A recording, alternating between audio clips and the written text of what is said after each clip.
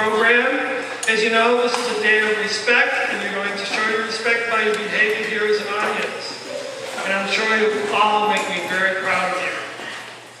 I'd now like to introduce Lieutenant Colonel Brian Hoban, U.S. Air Force Tracking Station, and he'll be taking over command there soon. He'll be reading that ragged old flag, then he'll be asking you to stand to do the pledge to the flag.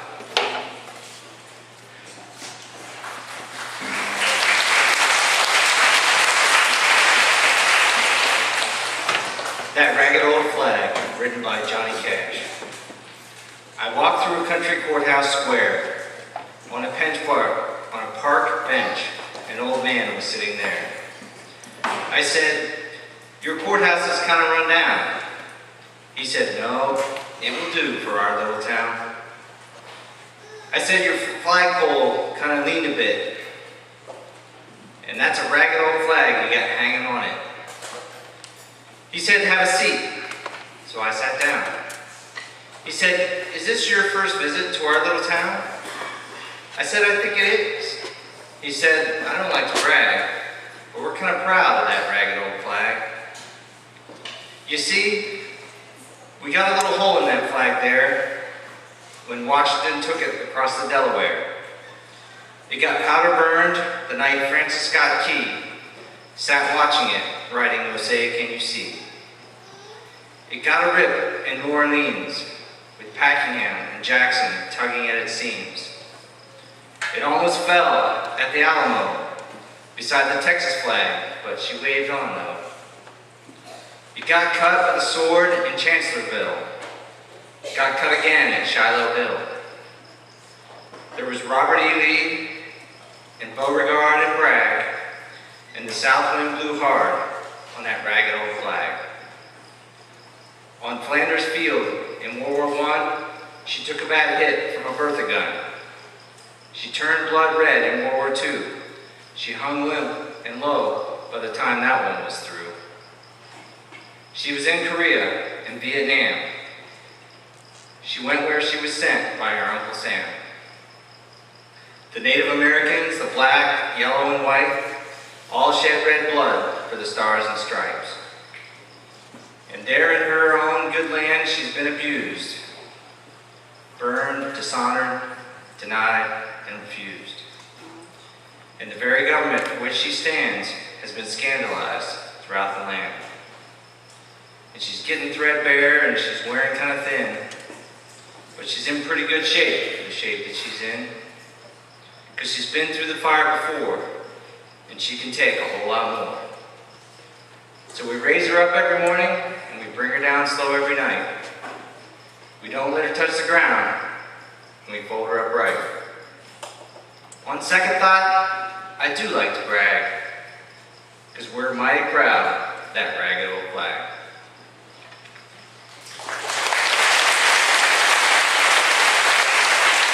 Everyone would stand up or lead us in the Pledge of Allegiance. I pledge allegiance to the flag of the United States of America and to the republic for which it stands, one nation, under God, indivisible, with liberty and justice for all.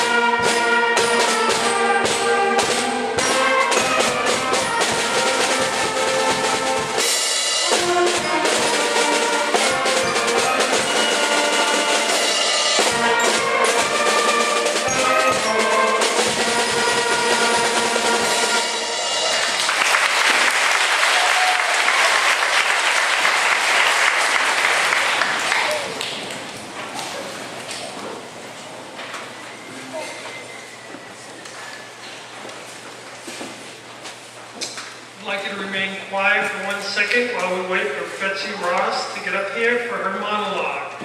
Doing the Betsy Ross monologue is our own student, Rebecca Spalding.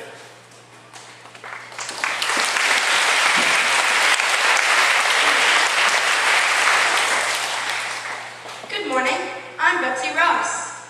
I really shouldn't take the time to sit down and visit with you. I'm a flag maker, you know, and ever since the Continental Congress passed their resolution about the flag, and General Washington consulted with me about how it should be made, I haven't had a free minute. I live here in Philadelphia, you know, and there aren't many other folks who can make a flag. You see, the original design had a six-pointed star, but I suggested to the general that we have a five-pointed star, and he agreed. There's an interesting story about how our new flag was fired on for the first time. Oh, it wasn't one of mine. Oh, my, no. It seems like a regiment of Massachusetts soldiers were sent to Fort Schuyler in New York, and they brought word of the flag resolution, which read, "Resolved, that the flag of the United States be 13 stripes, alternating red and white, that the Union be 13 stars, white in a blue field, representing a new constellation." Well, they didn't want to go into a battle without a flag, so they made one. Of course, they didn't have any yard goods to work with, so they made do. The white was made from soldier shirts, and the red from the red petticoat of a soldier's wife.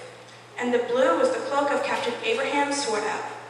This was the first time our flag was fired on. I sure wish it had been the last, but of course, we all know that it wasn't. Well, I really should get back to my sewing, or I'll never get it done in time. It's been nice visiting with you.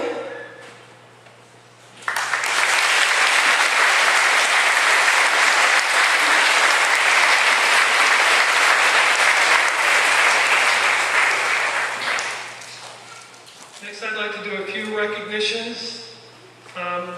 Although Memorial Day is a day to remember those who served our country and have died, I also look at this day as an opportunity to recognize some of the people that are currently serving our country. And I'd like to just call them out by name now. Colonel Clark Reisner, U.S. Air Force. He was the commander at the New Boston Station, will be moving to Alabama, and we wish him all the best. And I know he thinks we're really going to miss him, but his wife does a lot of substitute teaching here. We're going to miss her a lot. Again, Lieutenant Colonel Brian Holden, U.S. Air Force, who read it to us the regular flag. Senior Master Sergeant Howard Town, U.S. Air Force, retired. Chief Warrant Officer 3, Marie Danielson, U.S. Marine Corps, retired. Tech Sergeant Philip Provincia, U.S. Army Air Corps, World War II. Staff Sergeant Alfred Wall, U.S. Army. Tech Sergeant Stephen Ingrando, U.S. Air Force. Private First Class Greg Gaultier, U.S. Army Infantry. Petty Officer John Jones, U.S. Coast Guard Reserves. Specialist 4th Class Dwight Lovejoy, 101st Airborne, U.S. Army. Private First Class Art Bergen, U.S. Infantry, U.S. Army. Captain Stephen Judd, U.S. Army. Senior Airman David Belmore, U.S. Air Force. Sergeant Chris Bell, U.S. Marine Corps. Petty Officer 2, Frank Childs, U.S. Navy. Petty Officer Tim Jones, Navy Diver, U.S. Navy. Corporal Rick Foster, U.S. Marine Corps. Drill Sergeant Peter Rivard, U.S. Army Reserves.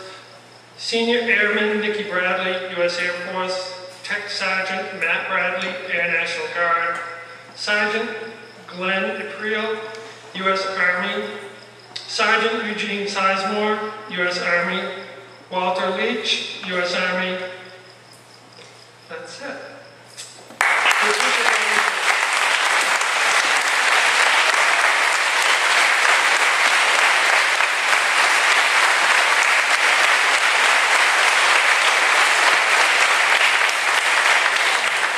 Next performing, Flanders Field, Captain Stephen Judd and Sergeant Alfred Wall, Staff Sergeant Alfred Wall. In Flanders Field by Lieutenant Colonel John McCrae. In Flanders fields the poppies blow between the crosses, row on row. that mark our place, and in the sky the larks still bravely sing, fly, scarce heard amid the guns below. We are the dead. Short days ago we lived, felt dawn, saw sunset glow, loved and were loved, and now we lie in Flanders fields. Take up our quarrel with the foe. To you, from failing hands, we throw the torch. Be yours to hold it high. If ye break faith with us who die, we shall not sleep, though poppies grow in Flanders fields.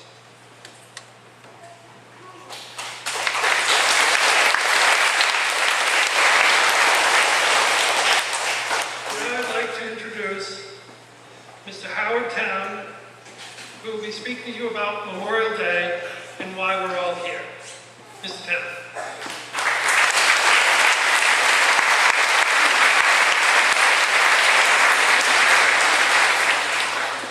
Good morning.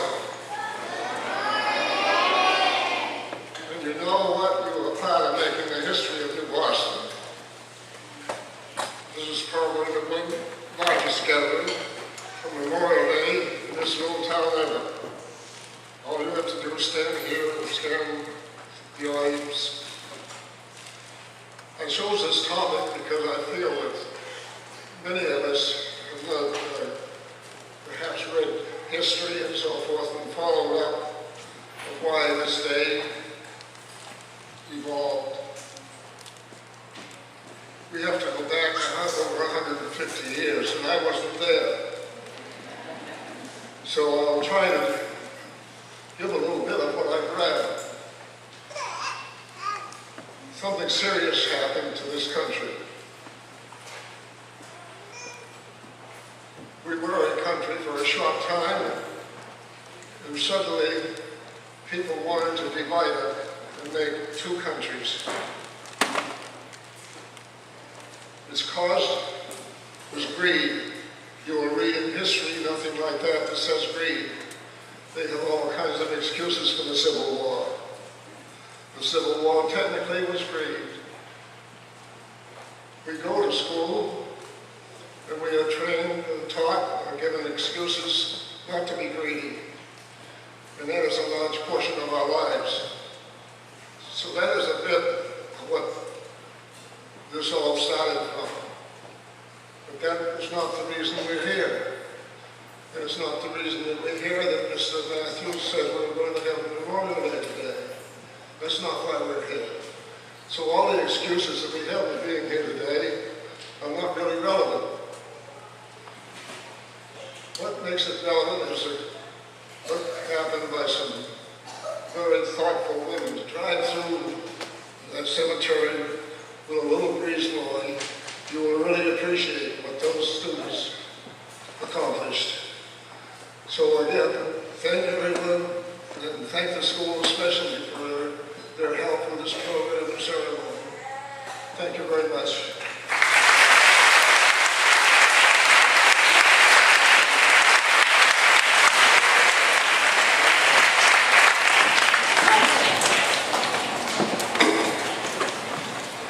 Before we go to our next performance, I would just like to say to the audience, you're doing a very good job, very respectful, and I'm very impressed.